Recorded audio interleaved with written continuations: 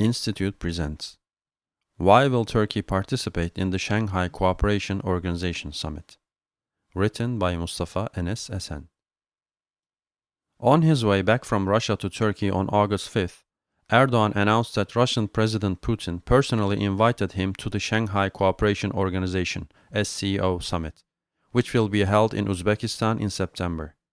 He said he was planning to attend the summit to meet the leaders of the SCO members, observers, or dialogue partners such as China, Saudi Arabia, and Qatar. Turkey is already a dialogue partner of the group. Although Erdogan expressed on several occasions his intentions to use the SCO as an important counterbalance against the West in the past, Turkey never actually took part in any SCO meeting before. Considering the fact that one of the proclaimed main goals of the SCO is the establishment of a new international political and economic order, Erdogan's attendance at an SCO summit will constitute another milestone in Turkey's shift of axis toward Russia and China in the last decade.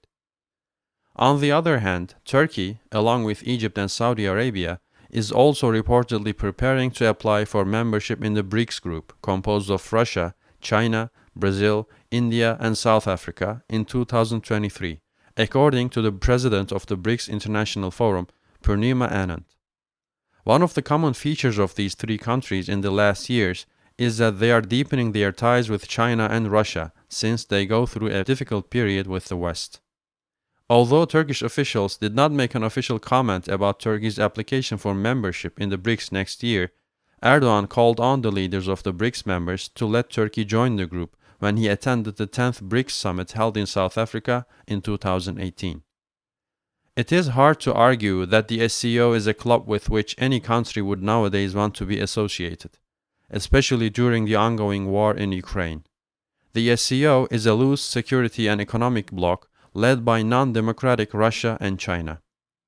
None of its members, namely Russia, China, Kazakhstan, India, Kyrgyzstan, Pakistan, Tajikistan, and Uzbekistan, are leading democracies.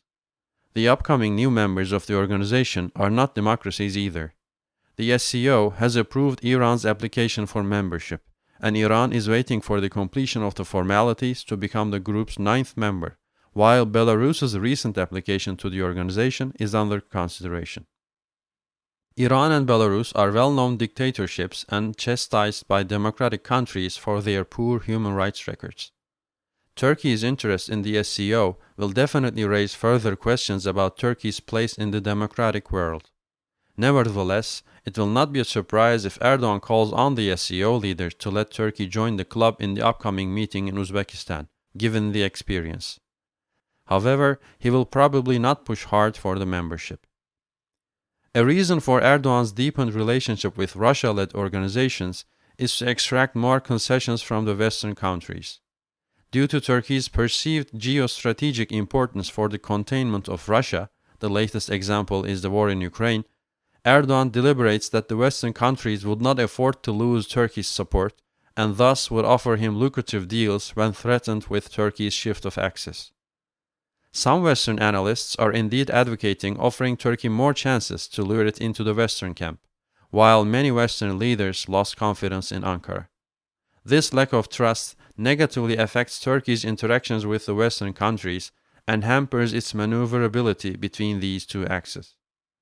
Some claim that Turkey's membership in these organizations does not mean that Turkey is turning its back to the West, but should be considered as a way to expand its economic and security opportunities in order to further its national interests. In fact, this quest is not just for the sake of diversifying Turkey's partners to reduce risks, but also to establish viable options in case of Turkey's further disintegration from the West. Accordingly, this quest gets momentum with Erdogan's increased dissatisfaction with the EU and the US. For instance, when Turkey faced insurmountable obstacles in EU accession talks, Erdogan first uttered his interest in these organizations. In 2013, Erdogan accused the EU of obstructing Turkey's membership and said that Turkey would eventually seek an alternative to the EU. In this vein, he pointed out that the SCO would constitute a viable option and that if Turkey joined the SCO, he would readily end Turkey's accession talks with the EU, adding that he had already discussed the idea with Putin. Similarly, he argued in 2016 that Turkey should not be fixated on the idea of joining the European Union and should look at other opportunities such as the SCO. Not surprisingly, Russia welcomes Turkey's breaking away from the West. While Putin has faced increasing isolation since Russia invaded Ukraine in February, Russia's political, economic, and diplomatic relations with Turkey have been exponentially growing with the outbreak of the war. Further frictions in the NATO alliances and Turkey's support will be necessary for undermining Western sanctions against Russia. To conclude, Erdogan's attendance at the SCO summit the next month will be a symbolically important moment in demonstrating Turkey's shift from the West to the SCO. The decline of democracy in Turkey, extracting more concessions from the West, Erdogan's dependence on foreign financial help to boost his re-election bid in 2023, and the argument that Putin might be willing to enable him to succeed are critical factors shaping Erdogan's mind. Turkey will be unlikely to join the SCO in the upcoming years. Still, it is a fact that one of the leading reasons for Turkey's interest in the SCO is a search for an alternative to the West, as Erdogan previously acknowledged himself.